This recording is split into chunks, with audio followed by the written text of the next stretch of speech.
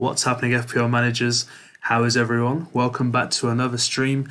Today we're going to be discussing FPL's best captain choices for Game Week 27. So we discussed this last week who I thought were the best choice for the double Game Week captains. But this week we're going to discuss who's the best choice captain for Game Week 27. If you're here for the first time and you're viewing my content, this is my channel FPL INKLING.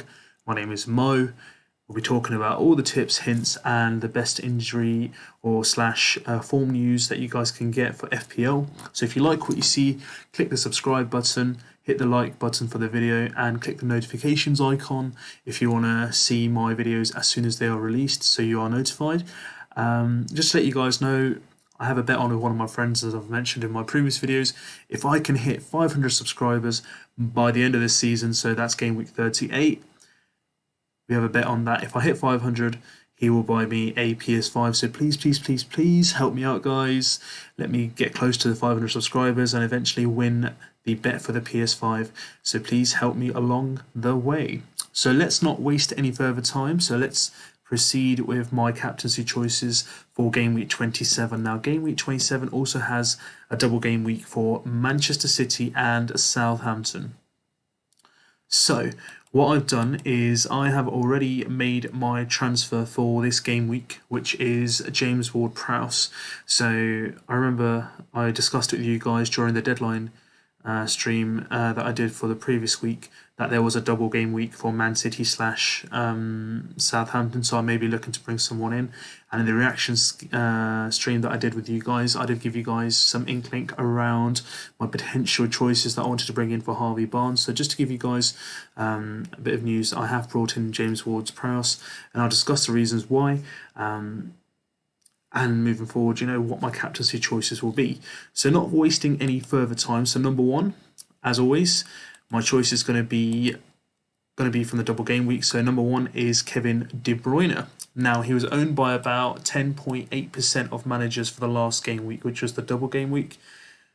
I think the managers kind of thought, he's easing his way back. Will he get his full 60 minutes? But I guess when they saw him play the minutes against West Ham, the managers got the kind of idea that he's pretty much part of Man City's forward line, and they are going to be coming forward. So if you look at what he's done, he's got 1 assist in the game against West Ham, and he got all the 3 bonus points. So he was the man of the match. So he got 8 points in total.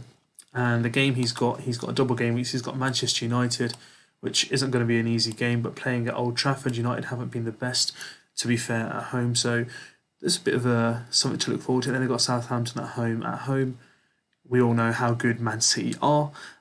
So I kind of anticipate them to really drive the advantage of having the double game week. So my first choice is Kevin De Bruyne for Game Week 27, because he's got 2 games to play. And through the squad I have, he's an automatic choice. Looking at my lineup, double game week, Kevin De Bruyne. It is number 2 is going to be Gundogan. So he's still owned by around 37%. Oh, actually, exactly 37% of the FPL managers.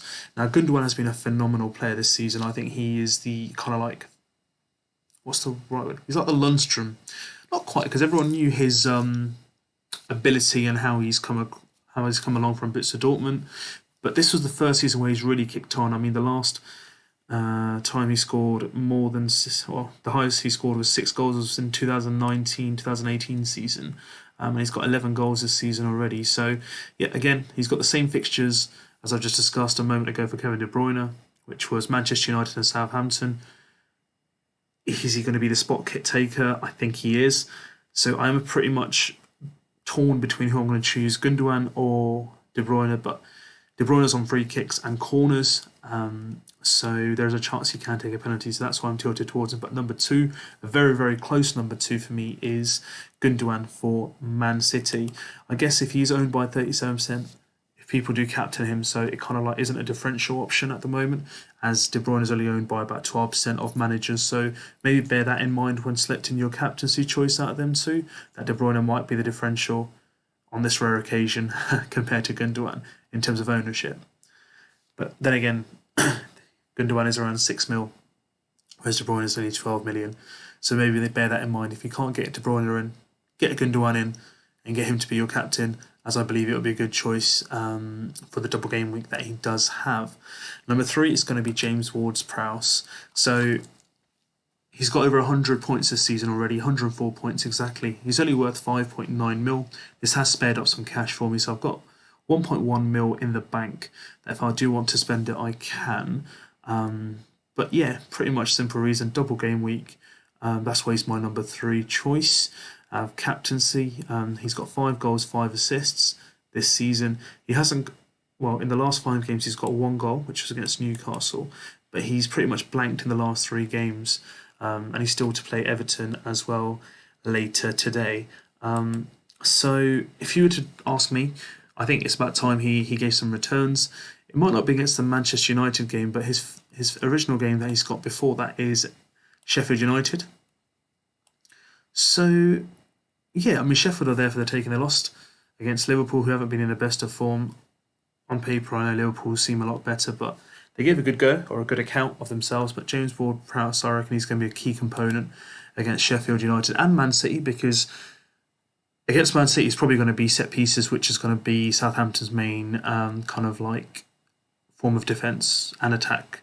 Hit them on the break, and then if they get the set piece, corner, free kick, penalty, then that's going to be their best chance of coming forward with any points. And James Ward-Prowse is always at the heart of it, so why not? Bit of a differential value. He's owned by 7.4% of managers at the moment, so having him as captain, you know, if he comes off good, you've done really well. And he's one of those players that can actually turn a game on its head, and I think it needs to be a really good differential for you guys if you are looking to captain someone different rather than De Bruyne or the standard Man City form. Then please do consider James Ward-Prowse. He's going to have a favourable fixture, number 1, which is Sheffield United, and then he's going to be playing Man City. Number 4, I've got Danny Ings. So let's have a look at Danny Ings. Let's get him up. So he's worth 8.4 mil. He's got 92 points and he's owned by 10.1% of fantasy Premier League managers.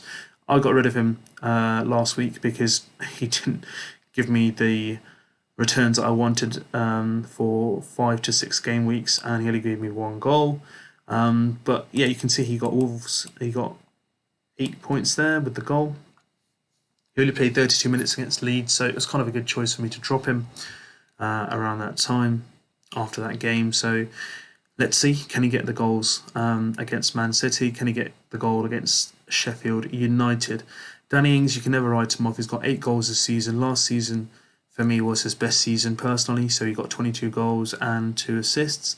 I don't think he's going to hit the heights of that this season. He's come back from injury. He's been injured for a while. He came back, got injured again, came back, got injured again, and then came back and was injured for the 3rd time. So it's not been very easy for him to be in and out of the action. And I believe the team hasn't been the same ever since they got those injuries to their defensive players and Theo Walcott in the midfield. So I think Theo Walcott had a big role to play in Southampton's kind of like offence and their progression in terms of goal scoring and the goal threat. But whilst he's been injured, it's not really been easy for the likes of Ward-Prowse, Che Adams, and then Danny Ings, of course. But he's on penalties. He's a game changer. He's always in and around for headers from set pieces. I do believe he's a good shout, but based on current form and previous game weeks, I'm not too confident, but never write him off. He's always there or thereabouts. And going by his last season's form and earlier this season before he got injured, I think he's a great player to have in the team, and he's only owned by 10% of managers at the moment. So if people do decide to bring him in, I guess he'll be another differential as well. But if we can just kind of focus just on the Sheffield United game, it's a huge advantage because if he bags like 2 returns or a goal and an assist, or 2 goals or 2 assists and 1 goal or a 1 assist, then you know he can come away with a double game week point, maybe pick up 2 points, or if he gets a lucky goal or a good goal, actually I shouldn't say lucky, if he gets the odd goal against Manchester City, then you could be looking at about a 20-point haul from Danny Ings himself. So please do consider him if you want to put him as captain. I think he won't be a bad shout because, again, everyone's going to be focusing on the Man City aspect, whereas I do believe that if you look at the fixtures Southampton have in relative comparison to Man City, yes, they're in brilliant form. Yes, they haven't lost for like 18 games, but Manchester United and Southampton seem more difficult on paper, not form, in relative comparison to Sheffield United and Man City. Obviously, Man City is a tough game in itself, but Sheffield United or Manchester United, I think I know which game I'd rather play. So let's consider Danny Ings. I mean, it's not something I'm going to bring in, but he's definitely someone I would consider bringing in and strengthening your squad and giving you a differential for that week. So please do have a look and see what you think. At number 5, I'm going to do Raheem Sterling. Now, everyone's going to raise their eyebrows saying he didn't play last week, he was on the bench in the double game week. I understand that, but Sterling is one of the most offensive players that the league has. He has something ridiculous, like the most number of shots on goal in his last, I think, 5 games for Man City. He's owned by 11.7% of managers. He is worth 11.6 mil, so it's quite a lot.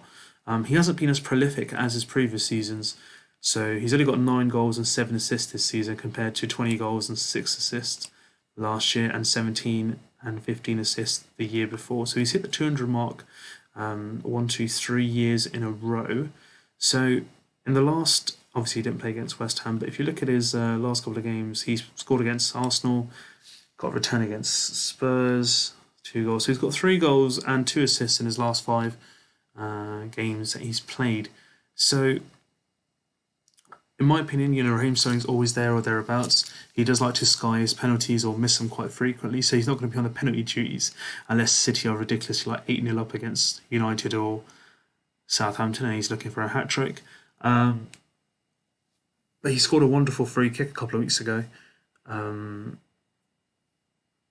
So I'm not too sure where else he could be on. So maybe corners, free kicks, he's always leading the flanks, so whether he's playing directly through the middle as well, because Pep hasn't really played as strikers barring Aguero that he did start against West Ham. But yeah, I think Sterling is someone good. He's going to be a differential as well. So again, the double game week is something which is going to really give him the comparative advantage. Is he going to play both games? I'm not too sure.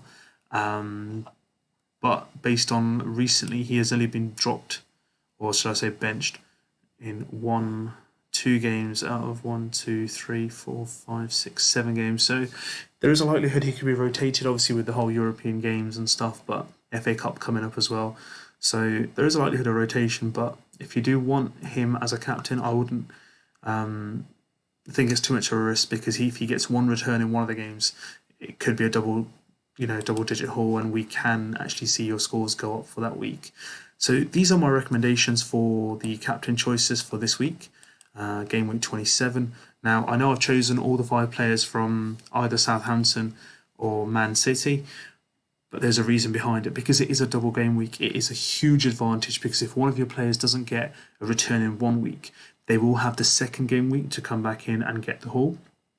So it's worth taking a shot on them rather than just playing it for the 1 game week team alone itself. So that game is going to be scheduled for the Wednesday after.